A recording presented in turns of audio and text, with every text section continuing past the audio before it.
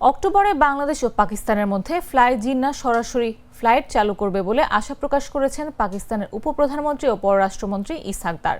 পিআইএর বেসরকারীকরণ সম্পন্ন হলে এটিও ঢাকা রুটে সরাসরি ফ্লাইট চালু করবে আশাবাদ ব্যক্ত করেন তিনি। রোববার রাষ্ট্রীয় অতিথি ভবন যমুনায় প্রধান উপদেষ্টা অধ্যাপক ডক্টর মোহাম্মদ ইউনূসের সঙ্গে সৌজন্য সাক্ষাতের সময় এমন আশাবাদ ব্যক্ত করেন তিনি। বৈঠকে দুই নেতা দ্বিপাক্ষিক সম্পর্ক জোরদার, বাণিজ্য সম্প্রসারণ, যুব সমাজের মধ্যে সরাসরি যোগাযোগ, শিক্ষা ও সাংস্কৃতিক বিনিময় বাড়ানো এবং আঞ্চলিক সহযোগিতা সংগঠন সার্ককে পুনরুজ্জীবিত করার বিষয়ে আলোচনা করেন। ইসহাক দার ডক্টর ইউনূসকে পাকিস্তানের প্রধানমন্ত্রী মোহাম্মদ শাহবাজ শরীফের শুভেচ্ছা পৌঁছে দেন।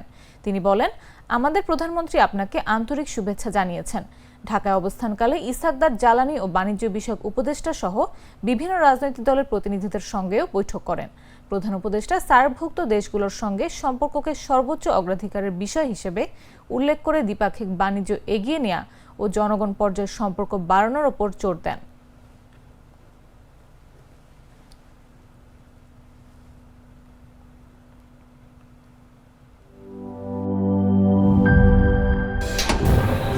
ফাংশনালিটি ও নান্দনিকতার পারফেক্ট কম্বিনেশন, সায়েন্টিফিক নজল ও ব্রাস বার্নার ক্যাপ 50,000 বার, অটো ইগনিশন, 25% পর্যন্ত গ্যাস সাশ্রয়ী, আরএফএল গ্যাস স্টোভ, নিরাপদ ও গ্যাস সাশ্রয়ী।